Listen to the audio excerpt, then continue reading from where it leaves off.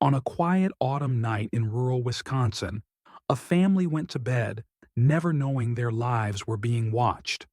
By morning, two parents were brutally murdered, and their 13-year-old daughter had vanished without a trace. For 88 days, a community held its breath, fearing the worst, until a shocking twist turned despair into hope. Before we unravel this chilling case and reveal the courage of a young girl who outsmarted pure evil, let us know in the comments where you're watching from. And if you find stories like this important to remember, be sure to subscribe so you don't miss what comes next. On a quiet October night in 2018, in the small rural town of Barron, Wisconsin, the Closs family, James, Denise, and their 13-year-old daughter Jayme, ended their day like any other. They had dinner, settled into their routines, and finally went to bed. But while the family rested, a stranger lurked in the shadows outside their home, watching and waiting. By dawn, their world would be torn apart. When deputies arrived at the house after a frantic 911 call, the scene was already a nightmare. The front door had been forced open, the frame splintered from a violent break-in. Just inside, officers discovered Jayme Closs, lifeless on the floor, a spent shotgun shell lying inches from his body. His injuries were fatal, and paramedics confirmed that nothing could have been done to save him. The responders, shaken but determined, pressed forward into the house. Moments later, their search revealed another body, Denise Closs, James's wife, and Jayme's mother. Her death was just as brutal, leaving officers horrified and desperate for answers. Two parents gone in an instant, yet the daughter was nowhere to be found. In that terrible silence, the only thought racing through their minds was whether Jayme was still alive, and if so, how long she had before the killer struck again. Emergency teams secured the scene, but the absence of physical evidence deepened the mystery. No blood trails beyond the victims, no footprints, no tire marks, no fingerprints left behind. The intruder had vanished into the night, taking Jayme with them, as if the ground itself had swallowed her whole. What made the case even more haunting was that the Closs family was the picture of ordinary American life. They were a middle-class family who worked hard and kept to themselves. James had been employed for years at Jennie-O Turkey Store, described by co-workers as reserved but kind. Denise, known for her warmth and devotion, doted on her daughter and filled their home with quiet love. They had no enemies, no debts, no secrets that anyone knew of. For those who loved them, the attack felt not just senseless but impossible to comprehend. Jayme herself was a typical 8th grader at Riverview Middle School. Friends and relatives called her shy, gentle, and sweet, a girl who loved her phone like any teenager her age. She kept active on Facebook and Snapchat, chatting with friends late into the night. Detectives hoped her digital footprint might reveal a hidden relationship or secret plan, something that could explain the unthinkable. But as they combed through her accounts, they found no evidence of an online romance, no conversations with strangers, nothing that suggested she had willingly left her parents' side. The investigation, though, carried one fragile hope. If there was no sign of her death, then perhaps Jayme was still alive. And if she was alive, every passing second meant the difference between rescue and tragedy. The Barron County Sheriff's Department knew they were facing a nightmare case, and they quickly brought in reinforcements. The FBI and the National Center for Missing and Exploited Children joined the investigation, but with only 3 spent shotgun shells as physical evidence, the odds of finding Jayme alive or even solving the crime were daunting. Officers first swept the area around the Closs home to confirm no immediate threat remained, deploying foot patrols and even thermal imaging drones. By the next day, 4 K9 units were called in, each dog carefully introduced to Jayme's scent. Hope surged that they might pick up a trail, but the dogs led searchers nowhere. Still, no one gave up. Local foot searches soon followed, drawing an outpouring of community support. More than 80 volunteers combed the surrounding fields and woods in the first wave, and when that yielded nothing, a staggering 2,000 neighbors and strangers turned out to try again. For a small town, it was a breathtaking act of solidarity. Yet despite the sheer manpower, the only item recovered was a child's sandal that, in a heartbreaking twist, proved not to belong to Jayme. Forensic teams turned to the victims' bodies, swabbing for foreign DNA.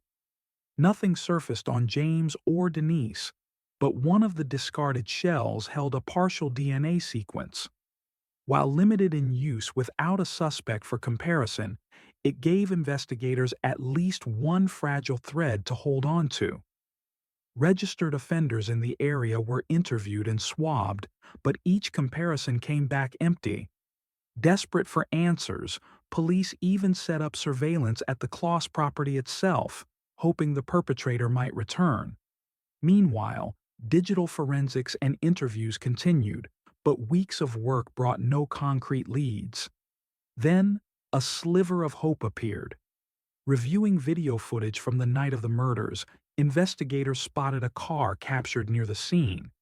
As first responders raced toward the Closs home, a vehicle had passed in the opposite direction, briefly pulling over to let the emergency convoy through. At first glance, it seemed ordinary, but its timing made it suspicious. Detectives rushed to analyze the footage, eager to extract a license plate or at least confirm the make and model. Frustratingly, the camera quality fell short. The glare of headlights obscured key details, leaving officers with little more than a guess. Perhaps a red or black Dodge sedan, possibly a Charger, missing a rear driver's side headlight. It was far from definitive, but still, it was something that might help eliminate false suspects. Investigators began questioning family members, co-workers, and acquaintances about their vehicles, cross-checking against this vague description. To bolster public involvement, the FBI announced a reward of $25,000 for any information that could lead to Jayme's recovery. In an act of solidarity, Jenny O Turkey Store, where both James and Denise had worked for decades, matched the amount, raising the total to $50,000. Despite the large reward, the leads that poured in went nowhere. Gas station clerks reported teenage girls who resembled Jayme. Travelers phoned in sightings at rest stops. Countless cars were flagged as suspicious by concerned neighbors. Each time, police chased the lead, only to discover the same dispiriting conclusion. It wasn't her. The weight of frustration hung heavy over the town, but the search pressed forward, fueled by determination, desperation, and a fragile hope that Jayme was still out there, waiting to be found. From the very beginning, whispers swirled across the internet that the police were looking in the wrong direction. Amateur sleuths online, armed with theories and half-truths, began speculating that Jayme herself had orchestrated her parents' murders. One comment boldly declared, "You'll all have to apologize when she's found guilty." But others quickly pushed back with common sense. The front door had been blown apart by shotgun blasts. If Jayme had been complicit, why wouldn't she have simply let the intruder inside? Investigators agreed, dismissing the online chatter as baseless. They knew Jayme had no access to firearms, no history of violence, and no evidence of a secret boyfriend who could have acted on her behalf. Her closest bond was with her mother Denise, a relationship filled with trust and affection, leaving no motive for betrayal. The notion that Jayme might be behind the horror in her home was not just improbable, it was impossible. Then, just when it seemed the case had stalled, a startling break jolted investigators awake. 2 weeks after Jayme's disappearance, Surveillance cameras placed around the Closs property captured an unauthorized figure entering the house. Officers raced to the scene and apprehended 21-year-old Kyle Jenke Annis inside. What they found in his pockets sent shivers down their spines. Multiple items belonging to the Closs family, including 2 pairs of Jayme's underwear. For a moment, it seemed they had their suspect. Had this man taken Jayme? Or worse? Kyle, however, proved to be a confounding figure. His explanations were scattered, paranoid, and tinged with delusion. During interrogation, he leaned back in his chair, body tense and fingers knotted, displaying every sign of nervousness while insisting he was not the killer. He claimed he had broken into the house because he believed the entire crime was a setup and felt compelled to investigate on his own, describing himself as someone who could feel things others couldn't. To the detectives, it was clear Kyle saw himself not as a criminal, but as some self-appointed vigilante, deluding himself into the role of rescuer. For over 3 hours, investigators pressed him for answers, but his responses were meandering and often nonsensical. When asked why he was so invested in Jayme's disappearance, his rambling answer only deepened concerns about his mental state. He insisted that a missing child mattered deeply to him, though his explanations spiraled into incoherent tangents about fate and personal visions. The strangeness peaked when detectives confronted him about the stolen clothing. At first, Kyle claimed he hadn't meant to take them, that he'd simply been caught at the wrong moment. Then, mid-sentence, he shifted his story, suggesting he had planned to hand them over as evidence if Jayme were ever found. The inconsistencies piled up, painting a picture not of a calculating killer, but of a troubled man living in a haze of fantasy. While Kyle's break-in and theft were deeply disturbing, police could find no link between him and Jayme's disappearance. His actions revealed obsession, not orchestration. And though he left investigators unsettled, he was ultimately ruled out as the perpetrator. The true monster who had shattered the Closs family was still out there, and Jayme's fate remained terrifyingly uncertain. Kyle's shifting explanations only grew stranger as the interview went on. At first, he said he wanted to donate Jayme's clothes to another child in need, even spinning a story about opening a homeless shelter someday, though he offered no real details of how or when he would accomplish this. Then, mid-conversation, he abruptly changed course again, claiming the clothing was for himself, not for any inappropriate reason, but because he longed to transition and live as a woman. He spoke about wanting gender-affirming surgery, framing his desire as part of his identity rather than a crime, and even suggested that hatred toward transgender people might one day make him a victim of violence. For detectives, the rambling explanations painted a portrait of confusion and instability, not a calculated killer. Finally, when pressed for a direct answer, Kyle admitted he had no knowledge whatsoever about Jayme's whereabouts or the murders of James and Denise. With that, investigators realized the unsettling lead had reached a dead end.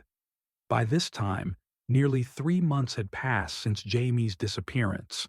The case was ice cold, and hope seemed to be slipping away. The community that had once rallied by the thousands began bracing for the painful reality that Jayme might never be found. But on a snowy afternoon, January 10th of 2019, everything changed. In the quiet town of Gordon, Wisconsin, a woman named Jean Nutter was walking her dog when she spotted a frail, disoriented girl in the middle of the street. The girl's appearance was alarming, her hair messy and matted, her clothes mismatched, a tank top beneath an oversized hoodie, leggings clinging to her in the bitter cold. On her feet were shoes several sizes too big, thrown on so hastily that she'd worn them on the wrong feet. Jean's instincts told her immediately that something was terribly wrong. Before she could ask a single question, the girl rushed toward her and whispered the words that would send shockwaves through the nation. "I'm Jayme Closs." She was alive. Exhausted, thin, and visibly shaken, Jayme confessed she didn't know where she was, only that she wanted to go home. Jean wasted no time. Wrapping her arm around the trembling teenager, she decided to get Jayme as far from danger as possible. Jayme pointed toward a house just 2 doors away, explaining it was where she'd been held captive for 88 harrowing days. But Jean, terrified the kidnapper might return at any moment, chose not to take Jayme back there. Instead, she steered her further down the road, searching for a safe haven. They first knocked on a neighbor's door, but no one answered. The bitter winter air stung their skin as they hurried through backyards, trying to avoid the road in case the captor reappeared. Finally, they reached the home of Peter and Kristen Kacinskas. When Peter answered the knock, confusion gave way to shock as Jean introduced the frightened girl by name, Jayme Closs. Inside the warmth of the Kacinskas' home, Jayme was given a blanket as Kristen comforted her, while Jean and Peter called 911. The dispatcher's voice crackled through the line, stunned, as Jean calmly but firmly said the words everyone had been waiting to hear. "I found Jayme Closs." That sentence alone was enough to mobilize law enforcement in full force. For the first time in nearly 3 months, hope surged through Barron County. Jayme was alive, and her nightmare was finally coming to light. Jean Nutter later recalled how ordinary her walk with the dog had been, until she saw a girl stumbling toward her, crying out, "You've got to help me! You've got to help me!" The girl introduced herself as Jayme Closs, and Jean's heart sank. Jayme didn't even know where she was, whispering in confusion, "Where am I?" Jean told her gently, "You're in Wisconsin, and you're safe now." Knowing her own cabin was too close to the kidnapper's house, Jean led Jayme instead to the Kacinskas' home, where neighbors Peter and Kristen recognized her immediately from the widely shared photographs. Together, they tried to comfort her, while staying painfully aware that the man who had murdered her parents could come back at any moment. For 30 agonizing minutes, they waited for deputies to arrive. Peter Kacinskas quietly retrieved his 16-gauge hunting shotgun, standing guard at the front door, while Jean kept an arm around Jayme to assure her she wasn't alone. When the first patrol cars pulled up, deputies reinforced their defense, securing doors and windows in case the assailant tried to reclaim her. In that fragile space of safety, Jayme began to share her story. She told Jean in a trembling voice, "He came into my house. He shot my dad. My mom called 911. He shot my mom. He took me. I didn't know him." Each word cut through the room like ice, confirming what investigators had long feared but desperately needed to hear. Jayme had been inside the nightmare from the beginning. Soon after, officers escorted Jayme from the Kacinskas' home, placing her in a squad car with a female deputy, while another followed closely behind for protection. As they drove away, their headlights caught sight of a red, older model sedan moving toward the neighborhood. The officer at the wheel noted it immediately and radioed it in. A potential suspect vehicle. It bore a striking resemblance to descriptions tied to the night of the murders. Police quickly moved to intercept. Meanwhile, Jayme was taken to a nearby hospital where doctors confirmed she had no physical injuries, though her emotional wounds were undeniable. Her clothing was collected as evidence, and for the first time since her abduction, she had the chance to recount everything that had happened on that October night. She described lying awake when she noticed a vehicle roll silently into the driveway, headlights off. Though cars sometimes turned around at their rural property, something about this one felt wrong. Alarmed, she woke her parents. James went downstairs to confront the intruder. Jayme remembered hearing his shout, then the deafening blast of a shotgun. Their dog barked wildly before retreating in fear. Terrified, Jayme and her mother Denise fled to the bathroom, locking the door and pressing themselves into the bathtub, praying the flimsy barricade would hold. Denise clutched her daughter as the attacker smashed through the door, phone still in her hand from calling 911. He ripped it away, flinging it into the hall when she refused to surrender it, then coldly tossed Denise a roll of duct tape. He ordered her to silence her daughter. Jayme's small voice broke the tension, urging her mother, "Just give him the phone." Moments later, Denise's shaking hands pressed the tape over her daughter's mouth, a desperate attempt to obey and survive as the horror unfolded. When Denise's trembling hands failed to seal James' mouth, the intruder snatched the tape and wrapped it over the girl's face himself, winding it around her head, binding her hands behind her back and taping her ankles before ripping her from her mother's arms.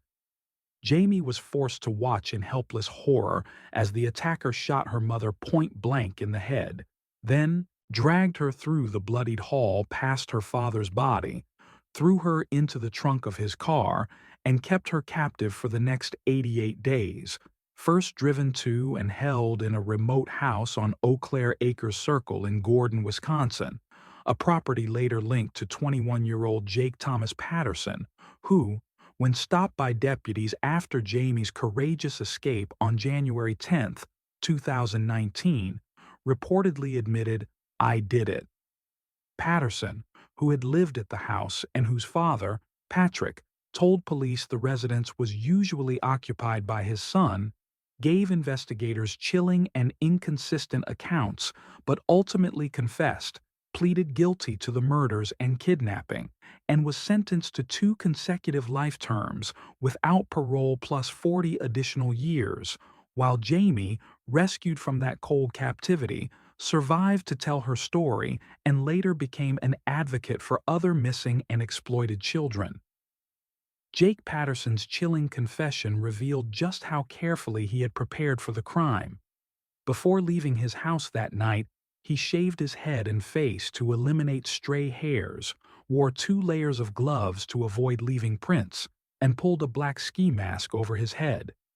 He even wiped down the shotgun shells to remove DNA, though investigators later recovered a trace amount that helped confirm his presence.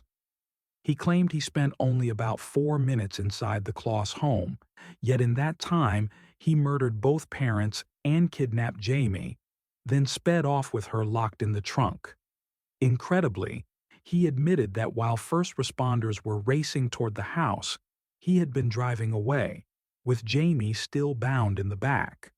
A single traffic stop that night could have ended the nightmare before it began.